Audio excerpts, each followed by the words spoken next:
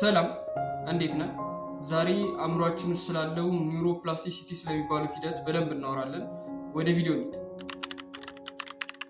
በቀላሉ ኒውሮፕላስቲሲቲ የምንለው ነገር የአእምሯችን ባህሪ ወይም ችሎታ የምንለው ነገር አእምሯችን አዲስ ነገሮችን፣ አዲስ ልማዶችን፣ አዲስ ትምህርቶችን ሲማር የሚፈጥረው የነርቭ መስመር ነው ኒውሮፕላስቲሲቲ ብለን የምንጠራው ማለት ነው። ምሳሌነት የገጠር መንገድ ወይም ደግሞ ጫካን እንውሰድ።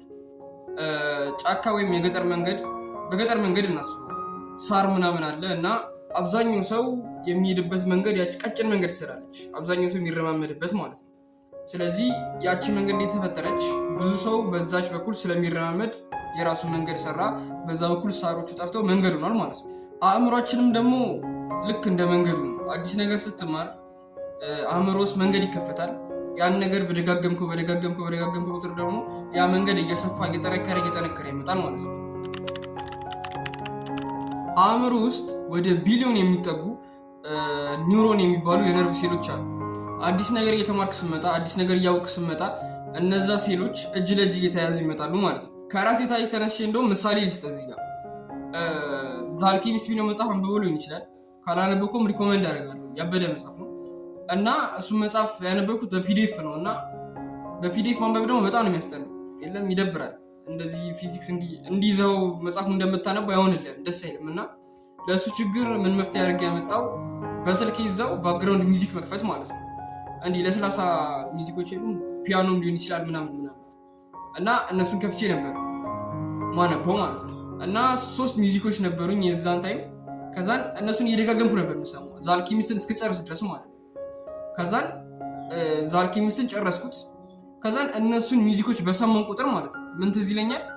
ዘአልኬሚስት መጽሐፉ ነው ትዝ የሚለኝ። እዛ መጽሐፍ ላይ ያለው ልጅ ካራክተሩ ምናምን ትዝ የሚለኝ ማለት ነው። ሲያደርጋቸው የነበሩት ነገሮች ምናምን በሙሉ በቃ ዘአልኬሚስት የሚለውን መጽሐፍ ነው የሚያስታውሰው። እና ይሄ እንዴት ተፈጠረ ካልከኝ አንተም አጋጥሞ ሊሆን ይችላል በተለያዩ ነገሮች ማለት ነው። እንዴት ተፈጠረ ካልከኝ ኒውሮኖች እጅ ለእጅ ተያይዘው ነው እዛ ጋር ማለት ነው። ዘአልኬሚስት አለ፣ ከዛ በኋላ ያ ሚውዚክ አለ፣ እጅ ለእጅ ተያይዘዋል፣ መንገድ ፈጥረዋል ማለት ነው። ስለዚህ አንዱን ሳስብ በዛኛው በዚህ ጋር መንገድ ስላለ ይሄኛውን አለማሰብ አልችልም ማለት ነው። ወይም ደግሞ ወደዚህኛው መንገድ ለመምጣት ይቀልልኛል ማለት ነው። በሌላ መንገድ ሳስረዳህ ደግሞ አእምሮ ውስጥ ብዙ ሴሎች አሉ ብለናል። የኒውሮን ሴሎች አሉ፣ ወደ ቢሊዮን የሚጠጉ የኒውሮን ሴሎች አሉ አእምሮ ውስጥ። እነዛ የኒውሮን ሴሎች አንድ ነገር ስታደርግ እጅ ለእጅ ይያያዛሉ። ስለዚህ እየደጋገምኩ ስመጣ ያ መንገድ እየጠነከረ ይመጣል ማለት ነው። ስለዚህ ያ መንገድ ከጠነከረ በስትክክል መንገድ ከሆነ አንተ አንድ ነገር ለማድረግ ያንን ነገር ለማድረግ ስትነሳ ያ መንገድ ስለጠነከረ ምንም አይነት ፎርስ መውጣት አይጠበቅብህም ማለት ነው። ቀጥታ በዛ መንገድ ላጥብለት ይሄዳል ማለት ነው። እንደ ገጠር መንገድ እንዳስረዳሁህ ማለት ነው። ስለዚህ አእምሮ ውስጥ እነዛን የኒውሮን ሴሎች ካገናኘህ በኋላ መንገዱን በስትክክል ከፈጠርክ ልማድ ለመገንባት አይከብድም ማለት ነው። አብዛኛው ሰው ልማድ እንዴት ነው የሚገነባው? ልማድ የሚባለው ነገር እንዴት ተፈጠረ ምናምን ይላል። እና ልማድ የሚባለው ነገር የሚከሰተው ወይም የሚመጣው እነዛ ኒውሮን ሴሎች እጅ ለእጅ ስለተያያዙ እጅ ለእጅ ሲያያዙ ባይዘወይ እጅ ለእጅ ስለተያያዙ ብቻ ሀቢት ገንብታል ማለት አይደለም። ምክንያቱም የሆነ መንገዱ ስላልጠነከረ እንደምታስበው ቀላል ላይሆንልህ ይችላል። ስለዚህ ያንን መንገድ ትፈጥራለህ። ከዛን ያንን መንገድ ደግሞ ማጠንከር ማስፋት ያንተ ፋንታ ነው ማለት ነው። ያንን መንገድ ካሰፋው ካጠነከርከው እየቀለለ ይመጣል። በዛ መንገድ ለመሄድ አይከብድህም፣ ሀቢት ይሆናል ማለት ነው። ስለዚህ ሀቢት ለመገንባት ዋነኛውና ቀላሉ መንገድ አእምሮ ውስጥ መንገድ መፍጠር። መንገድ ትፈጥራለህ፣ ከዛን በዛ መንገድ ቀጥ ብለህ ትራመዳለህ ማለት ነው። ከዛን አሁን አዲስ መንገድ ከፈጠርክ በኋላ አእምሮ ላይ ከዚህ በፊት የነበሩ መንገዶች ደግሞ አሉ፣ ባድ ሀቢቶች ምናምን። እነሱም ኒውሮኖቹ ተያይዘው መንገድ ፈጥረዋል እና በዚህኛው መንገድ ስትጠቀም፣ በዚህኛው ኒውሮን ሴል መጠቀም ስትጀምር ያኛው መንገድ እየጠፋ ይመጣል።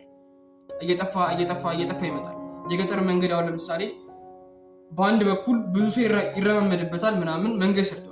ከዛን በሌላ መንገድ ልሂድ ብትል መጀመሪያ ይኮሰኩሳል፣ አይመችህም ምናምን። ከዛ በኋላ ግን ደጋግመህ ስትሄድበት ያ መንገድ እየሰራ ይመጣል። በዚህ ጋር ደግሞ የሚሄድበት ሰው ስላጣ መንገዱ እየጠፋ ይመጣል ማለት ነው። አእምሮ ውስጥ ያለውን መንገድ እንደዛ ነው። መጀመሪያ ስትሄድበት የነበረው መንገድ ያ ባድ ሀቢቱ ጠንክሮ ነበር። እሱን ትተህ ሌላ መንገድ ፈጥረህ በዛ መንገድ ብቻ መሄድ ሲጀምር ይሄኛው መስመር እየጠፋ ይመጣል ማለት ነው። ኒውሮኖቹ እየተላቀቁ ይመጣሉ ማለት ነው።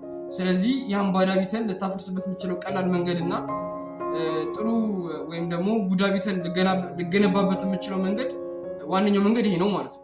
የዛሬ ሀሳብ ይህን ይመስላል። ቪዲዮ ከተመቸ ላይክ፣ ቻናሉን ሰብስክራይብ ማድረግ እንዳትረሳ። ሀሳብ አስተያየት ካለው ኮሜንት ላይ አስቀምጥልኝ፣ አነበዋለሁ። የቴሌግራም ቻናል አለኝ። የቴሌግራም ቻናል ሊንክን የኮሜንት መጀመሪያ ላይ አስቀምጥልሃለሁ። ታንክ ዩ